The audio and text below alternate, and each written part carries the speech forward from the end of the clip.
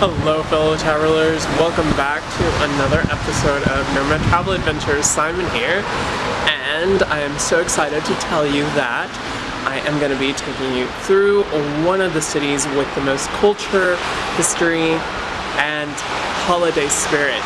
I'm actually doing a special Vlogmas for you guys, and I'm going to be taking you through Vienna. I am just so excited to be here because I think Vienna is going to be a wonderful thing to show you guys. They've got special Christmas markets that they're really known for, so hopefully we get to check all of that out. But first I am going to take you through one of the top things to visit while you're here, the Schönbrunn Palace. I'm pretty sure I butchered that, but it's supposed to be the #1 thing to do while you're here. Go see a show if you can. I don't know if I will, but let's go ahead and go check it out.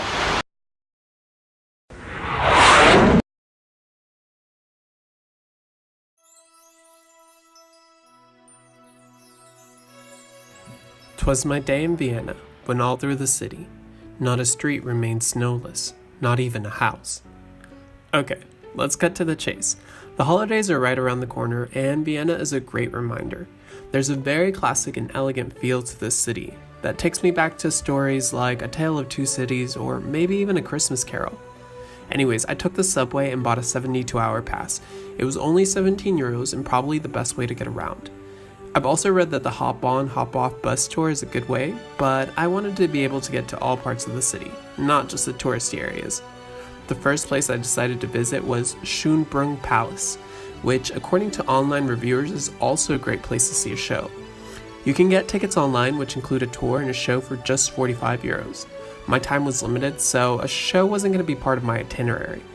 There was so much history here, and the whole city had this sort of regal vibe about it, which I loved. Snow-capped buildings along with the street decorations definitely lifted up my holiday spirits. I mean, I was about to enter a place where Mozart would privately play for people of royalty. It was definitely exciting as I arrived at the palace and saw the enormous and elaborate black gates in the front. It was quite a sight as all the tourists posed trying to get their most Insta-worthy picture in front of the gates.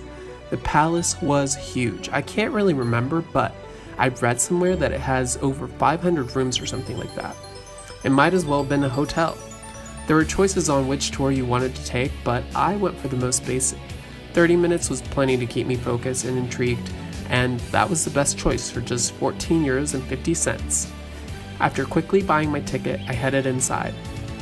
The one thing I did like was that it didn't seem as overwhelming as other palaces like the Palace of Versailles, and it had an almost homey feel to it. The closer I got, the more surprised I became by the amount of activity surrounding this place. There was a market outside, selling all sorts of holiday goodies, and after browsing it, I headed inside. I had to put my camera away as pictures and videos were strictly prohibited, which I'm still not sure I get. I mean, I've been to plenty of other important places that allowed me to record, but I will say that, in particular, this palace had everything very well preserved. Hey guys, so we just got done with the palace. As you can see, I'm right outside. We got done checking the market area. There was a lot of glue wine and that sort of stuff. I actually really enjoyed the tour. The audio guide was like, it didn't have headphones. You just would put it up to your ear, so that was really convenient because you didn't have to hassle with all the cables and stuff like that. It was just really interesting learning about like the people that lived there and what it was used for. They didn't allow pictures, but that doesn't mean that I didn't get any. Of course, iPhones are always helpful. Anyways, I'm gonna go warm up inside the cafe, and then we're gonna head over on to destination #2, okay? So stay tuned. So after going into one of the fanciest cafes and enjoying the most expensive pot of tea that I've ever had, which was worth every penny, it was time to head to my second destination. Okay, so a little bit of background information about me. I love libraries. I always had, and I was that weird kid that would go to a bookstore on a Saturday night instead of going out with friends. From an early age, I loved books, and libraries were like my second home. So, of course, when I came to Vienna, I had to go and visit one of the world's most famous libraries, the Austrian National Library. Along the way, I was also able to get a glance at Vienna's opera house. the architecture was quite impressive, and it was near to a busy part of the city center full of people coming and going.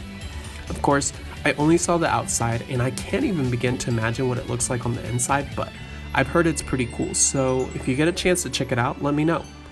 A little further down through the area is also Burggarten Park. Of course, it was too cold to really enjoy it, but I did manage to take a seat along one of the benches and take a moment to soak in the wonderful city. There was this huge building in front, which I'm still not sure what it is, and right around the area is also Vienna's zoo, which has been highly rated among online reviewers. Still, I wanted to go see some books, and books I would get to see. Once I finally arrived at the State Hall Austrian National Library, it was time to head inside. Buying a ticket was easy, as there wasn't too long of a line and it moved fairly quickly. Cheaper than the palace, it was only €8 to enter. Nice and warm inside, I headed through a huge door leading up to a fancy staircase that would take me to the library. I wasn't sure what to expect, but this library was huge.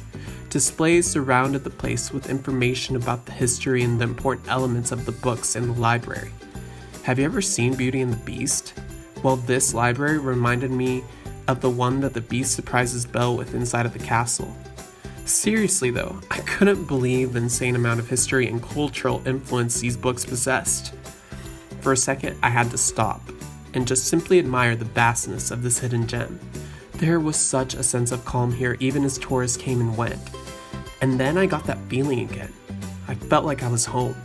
It was time to kick off my shoes, sip some tea, and read a book. But how could I forget? This was not my library back at home. This was one of Vienna's most prized possessions. Hey guys, so I just got done with the Austrian Hall National Library. It was pretty cool. I mean, just going in there, I've always liked libraries, but never been in one that had so many books, and they're so well preserved as well.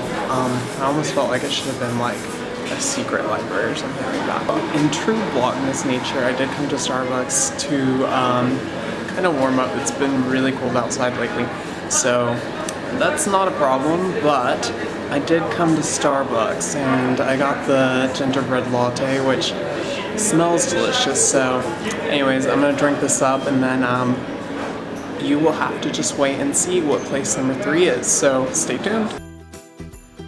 Even though I told myself I wouldn't do it, I did.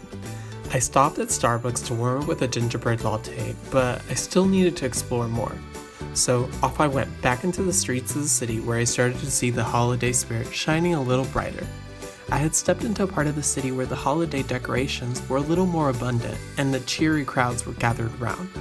Lights glistened, and before I knew it, it was already dark. It had been barely 6 o'clock and the sun had already set. One of the many reasons I prefer summer. With longer days, you can get so much more done on your trips. But either way, the night had settled and the Christmas lights really started to show. Which led me to my next destination, St. Stephen's Cathedral, which was kind of a nice surprise since it was illuminated as well. The cathedral was enormous, and of course, this is to be expected since it is a cathedral, but I guess I wasn't ready for it. Best of all, there was a Christmas market next to it. I was going to kill 2 birds with 1 stone. First, I'd go into the cathedral and check it out. It was really starting to get cold outside, so it was nice to be inside. Entrance was completely free, which made me so happy. Once inside, I marveled at all the gothic architecture and the high ceilings. The low lighting of the flickering candles gave this an extra special vibe, which I'm sure I wouldn't have gotten had I come during the day. Tourists were kneeling and sending prayers while lighting candles, and the rest of the church was simply beautiful. You could also take a lift up to one of the towers to get one of the best views of Vienna's for just €6. But it was dark and cold outside, so this was gonna be for next time. Hey guys. Man, what a flattering view of myself. I just got done with the cathedral. As you can see, it's right behind me. It was pretty cool. I guess if you ever go somewhere, you can't go without seeing a cathedral. I liked this one though because it had lots of candles.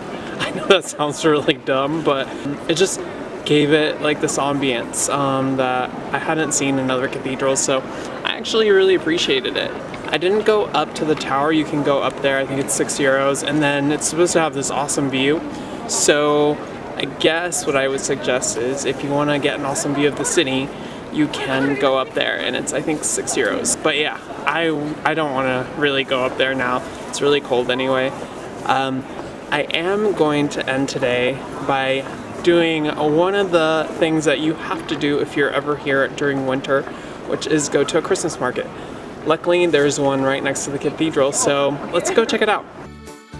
The next place I was going to discover was the Christmas market next to the cathedral. The Christmas markets in Vienna are notorious for being the best thing to do during the holiday season, and it definitely didn't disappoint. With lights everywhere, vendors set up their shops, sharing their holiday delights with people from all over. The most common thing to do is to gather around with a group of people and cheer together while drinking glühwein, a hot drink made out of red wine and holiday spices. But there are plenty of other things to check out, from giant head-sized pretzels to other holiday-themed souvenirs. And if that's not enough to get you into the holiday spirit, I don't know what will.